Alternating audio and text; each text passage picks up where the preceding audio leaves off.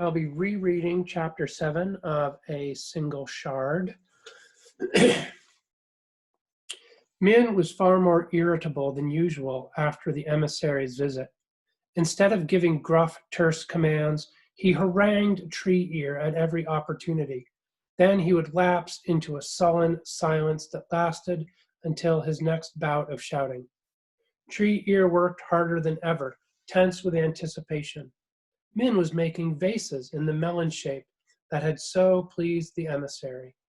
It seemed to Tree Ear that the potter had never before rejected so many pieces that came off the wheel. All day long, to the tune of Min's curses, he heard the sound of clay being slapped down in disgust. At last, after 2 days of abuse, Min asked the question Tree Ear had been waiting for. "So," Min said grumpily, "would you be telling me about it, or must I guess?" Min was the only potter who had not visited Kang's display that day. Whether genuine or feigned, his concentration on his own work had never wavered. But Tree Ear knew he could not have failed to notice the gatherings of people, the air that had ruffled with interest around Kang's stall. "Inlay work," Tree responded at once. Crane Man's words echoed in his mind. "The idea belongs to the world now." He continued, "Red and white slip that fires to white and black in the finish. Chrysanthemums." Min did not reply, so Tree Ear added, "Ugly ones." For what Tree Ear guessed was the first time in Min's whole life, the potter threw back his head in a loud guffaw of laughter. "Ha!" he spat out, choked, cleared his throat. He looked at Tree Ear with what might have almost been affection. "Ugly ones, you say? Of course. What else could Kang do? That bumble-fingered excuse for a potter." Suddenly he clapped his hands once and snapped. "Go, then. White and red clay, drained as for glaze." Tree Ear jumped to his feet.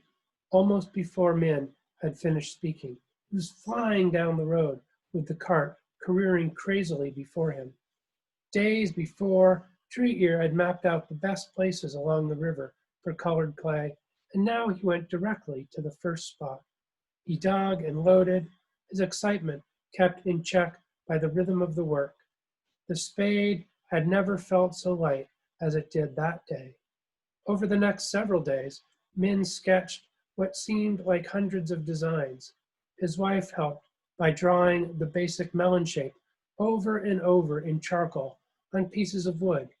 Min would add to his ideas with the inlay design, reject them angrily, and hand the wood back to her to be wiped and reused.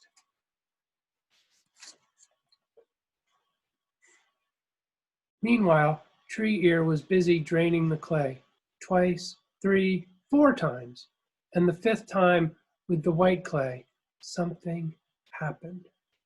Tree Ear was rubbing the sediment between his fingers, as he always did. Suddenly his fingertips tingled with a strange feeling. For some odd reason, he thought of a time when he had been on the mountainside, taking a break as he chopped wood. He'd been staring into the forest greenery when a deer appeared in abrupt focus. And it had been there all along, and he had been looking straight at it. But only at the last moment had he actually seen it. It was the same now, only instead of seeing with his eyes, he was feeling with his hands. The clay felt good, fine, pliant, smooth, but not ready yet. Tree Ear froze, completely still, except for the tips of his fingers in the clay. What was it that made him think so? His mind could not find the right words. The clay had long since lost any feelings of roughness, but somehow he knew. One more draining, perhaps 2. It was like suddenly seeing the deer, a clear vision emerging from a cloudy dream. And it was as if he woke from that dream as he drained the clay yet again, a dream in which the words to describe exactly how he knew about the clay would be held secret forever. Having finally selected a design, Min began incising it. This was the most detailed part of the work, and he disliked anyone watching. As Tree Ear swept the yard or brought clay to and from the draining site, he tried to catch what glimpses he could, and it was always so with Min when Min was incising. Now that Tree Ear knew well every aspect of Min's work, he loved seeing the incision work emerge even more than he had loved watching the vessels grow on the wheel. Min used sharp tools with points of various sizes. The outline of the design was first etched lightly into the leather hard clay with the finest point. Then Min would carve out a bit of design at a time. Unlike other potters who traced a complete pattern with their initial incisions, Min sometimes varied from the sketchy tracing. His work seemed to flow more freely, both in the making and in the final result. The glaze would collect in the crevices of the design, making it slightly darker from the rest of the surface. Once the piece was fired, the pattern would be so subtle as to be almost invisible in some kinds of light. Min's incision work was meant to provide a second layer of interest, another pleasure for the eye, without detracting in the least from the grace of shape and wonder of color that were a piece's first claims to beauty. Min was inscribing lotus blossoms and peonies between the ribbed lines of one of the melon vases. At the end of each day, Tree Ear always tried to check Min's shelves to see what progress had been made. Because Min was now attempting inlay work rather than merely incision, some of the petal and leaf spaces were carved out into little depressions. But Tree Ear could always see how much finer and more detailed Min's work was than Kang's. Blossoms had more petals, each beautifully shaped. The stems, the leaves, twined, and the feathered as if alive. Tree Ear exulted silently over his master's work. He could hardly wait to see the pieces after they were fired. Surely the emissary would see that Min's work could both honor tradition and welcome the new in a way that was worthy of commission. Min came to the draining site after a few days to check on Tree Ear's work. Because only small amounts were needed, Tree Ear was working with the red and white clay in bowls instead of in the pits. Min closed his eyes as he touched his fingertips to the contents of one bowl. After a brief instant, he opened his eyes and sniffed. "You took long enough," he said dismissively. He walked back to the house, carrying both bowls. Tree Ear pressed his lips together so as not to grin too widely at the potter's departing back. It was the first time he had prepared the clay so such a fine finish without further prompting from Min. Min made 5 replicas of the melon-shaped vase. To inscribe the design and then inlay each part of it with the colored slips was the work of countless hours, and Tree Ear remained at the house until well after dark to assist Min however he could. After a vase had been inscribed and inlaid, Min removed every bit of excess slip. Finally, the vases were dipped in glaze. Never had Tree Ear taken such care over the draining, and Min himself had done the final drainings and mixing of the glaze. Min was like a man with a demon inside him. He ate little, slept less, and whether he worked by daylight or lamplight, his eyes always seemed to glitter with ferocity. Tree Ear felt that the very air in the workspace, under the eaves, was alive with whispers and hisses of anxiety. The emissary would be returning very soon. At last the day came when they would load the vases into the kiln. Each vase was placed carefully on 3 seashells set in a triangle atop one of the clay shelves, in a position near the middle of the kiln, where Min determined it would fire best. Then the wood was precisely arranged in a complicated crisscross pattern of many layers.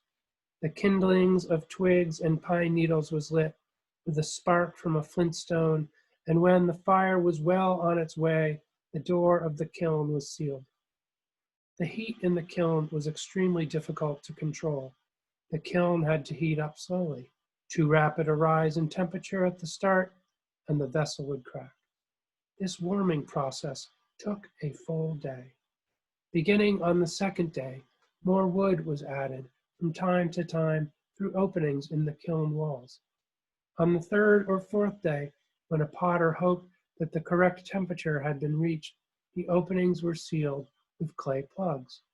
The fire blazed at its hottest then, until it had eaten all the air within the kiln and began to die. And it took 2 more days for the kiln to cool down. Min preferred to fire his replicas in at least 2 different batches whenever possible. But with the emissary's return nearly at hand, there was time only for one firing. While Min always stayed at the kiln during the crucial first stages of warming and adding more fuel, he usually went home after the openings had been sealed. This time, however, he remained at the site for the entire period of the firing. Tree Ear laid armfuls of straw on the hillside, and there Min sat, the hollows under his eyes dark with exhaustion. His orders were curt, as usual, but quiet. Tree Ear could hardly believe it. He could almost rather have Min shouting at him. The quiet was alarming. Tree Ear brought food from the house, but Min left most of his untouched. He sent Tree Ear back and forth between the house and the kiln on various errands. At the end of each day, Tree Ear crept away on tiptoe, as if any noise might disrupt Min's concentration and somehow ruin the firing. Tree Ear had never figured out if it was his footfalls that woke Crane Man, or if Crane Man simply did not sleep until Tree Ear came home. But no matter how late it was, his friend never failed to greet him when he arrived under the bridge, nor was his voice ever weighed down with sleep. Tree Ear's long hours of work for Min left the two friends no time or light for walks or other activities. Instead, Crane Man had taken to telling stories. He'd often told folk tales, or of foolish donkeys or brave tigers, when Tree Ear was a youngster. But that had been some years ago, and Tree Ear welcomed the chance to hear the old man's yarns again. There were new ones, too, sagas about the heroes and heroines of Korea. The stories were a much-needed distraction. After listening to Crane Man's voice for a while, Tree Ear was able to relax and fall into a dreamless sleep. On the last day, Min told Tree Ear to spend the afternoon at the house, tidying the yard. He was to return to the site after sundown. The pieces would be removed from the kiln under cover of darkness. A misted half-moon had risen to the height of its arc by the time Tree Ear had swept the kiln entrance clear of ashes. Holding a lamp, he stood aside as Min crawled in. Min used a pair of special wooden tongs to carry out the still hot vases one by one, and placed them carefully into the cart, where Tree Ear had prepared a bed of straw. The moon did not give enough light for Tree Ear to see clearly, but when the last vase had been removed, Tree Ear crawled back into the kiln to fetch the lamp. The flame of the lamp flickered treacherously. It was difficult to inspect the vases closely. The inlay work stood out even in the deceptive light. But Min sighed and shook his head. They would have to wait until morning to see the results. Together they packed more straw between the vases. Then Min held the lamp while Tree Ear cautiously rolled the cart back to the house. The night quiet, except for the single-minded singing of the frogs by the river and, once, the plaintive call of a night bird. "You are late tonight, my friend," Crane Pan called, lighting the lamp as Tree Ear slid down the embankment. "Unloading the kiln," Tree Ear replied. "I am sorry you had to wait so long for your supper." Crane Man waved his crutch as if brushing away the apology. "I eat too well these days, fat and lazy. That's what I've become," he joked. Tree Ear should have been nearly dead with fatigue, but he was too tense to lie down. Instead, he sat up and watched his friend eat. As the light flickered around the little den formed by the bridge overhead and the riverbank walls, Tree Ear suddenly had the sense of seeing clearly the things that had always been there, like the deer with his eyes or the clay with his fingers. The few cooking pots and bowls were stacked on a little shelf formed by the rocks, with chopsticks, a single spoon, and Crane Man's knife in a neat row. Tree Ear's sleeping mat was rolled up and set to one side. There were 2 baskets Crane Man had woven. One held a few wild mushrooms, the other bits and pieces that might come in handy one day, scraps of cloth, twine, flintstone. Everything was so familiar to Tree Ear. Crane Man, having lived under the bridge so many more years, it must be nearly invisible to him now. Tree Ear spoke almost before he thought. "Crane Man, how is it that you lost your home and your family? You did not go to the temple." "Those with nowhere else to go always went to the temple. The monks took them in, fed them, gave them work to do. Eventually, many of them became monks themselves. This would have been the usual course for someone who met with misfortune, as Crane Man had." And Tree Ear wondered why he had never asked the question before. Crane Man looked almost displeased for an instant. Then his lips curled into a sheepish smile. "Ah, there is a reason, but it is a foolish one, and would become more so in the telling." Tree Ear waited. "Shh," Crane Man said at last. "It is a worse foolishness to do something foolish and then to be unable to laugh at it later. A fox, then. It was a fox that kept me from the temple." "A fox?" Foxes were dreaded animals. They were not large or fierce, like the bears and tigers that roamed the mountains, but they were known to be fiendishly clever. Some people even believed that foxes possessed evil magic.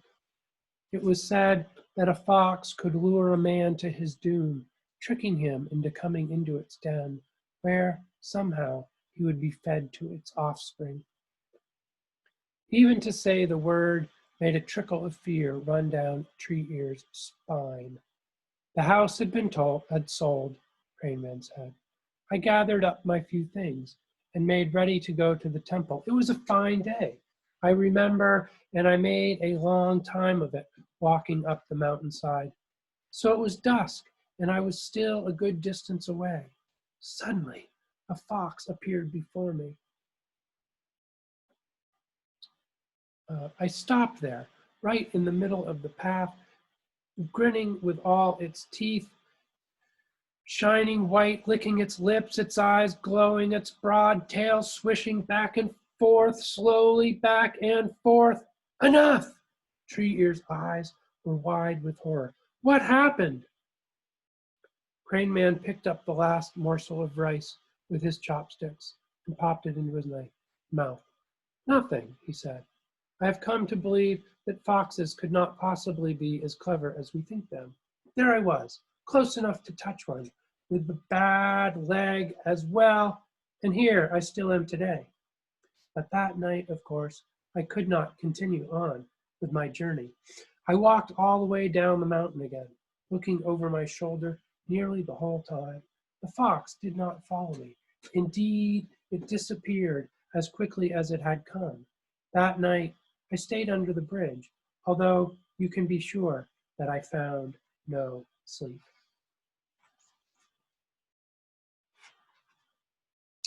It was days before I could even think about making this journey again. And by that time, this, Crane Man waved his chopsticks at the little space, had begun to seem like home. Days became months, months grew into years, and then you came along. Crane Man smiled as he finished the story. Between the fox and you, I was destined never to become a monk. Tree Ear unrolled his sleeping mat and lay down, but a few minutes later he rose to his knees and peered at the darkness beyond the bridge.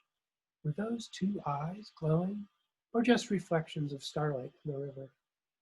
As always, Crane Man seemed to know what Tree Ear was doing even in the dark. Go to sleep, he ordered, sounding almost like men. Or are you trying to make me feel an even bigger fool for planting such foolishness in you? Tree Ear shook his head, smiling, and settled down at last. To Tree Ear's surprise, Min's wife was waiting for him out on the road in front of the house the next morning.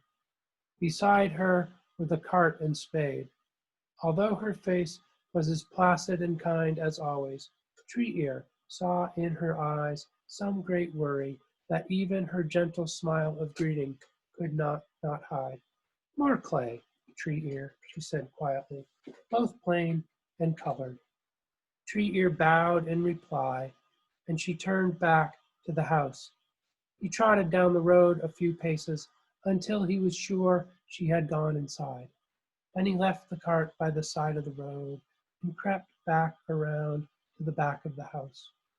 Tree Ear felt the blood drain from his face at the terrible sight that greeted his eyes. The yard was covered with pieces of shattered pottery. Hundreds of them, it seemed. Tree Ear knew at once what had happened. The face of Min's wife had told him. She was neither angry nor fearful. Instead, she had seemed deeply, quietly sad. It could mean only one thing. Min had smashed the vases himself. Tree Ear counted on his fingers 5 piles of shards, all 5 of the melon-shaped vases. One of them had been hurled so far that the pieces lay just a few paces short of where he stood, peeping from behind the corner of the house. Tree Ear glanced about quickly, then tiptoed a few steps into the yard and gathered up some of the larger pieces. He tucked them hastily into his waist pouch and darted back to the cart. At the riverbank, Tree Ear lowered the cart handles and reached inside his waist pouch for the shards of pottery. The inlay work was flawless, the floral design intricate and graceful, even to the incomplete pieces he held. But the glaze, Tree Ear frowned and squinted. The dreaded brown tint suffused the glaze of every piece. Some of them were marred with brown spots as well. There were fragments of the same vase, but the destruction of all 5 meant that every vase was flawed. Min had done the mixing of the glaze himself, so the mistake could only have been in the firing, the part of the work over which not even Min had complete control. Tree Ear gripped the shards tightly. He cried out as he flung them into the river, not even noticing that one of them had cut his palm. There was no time left. Even now, the emissary's boat might be in the harbor.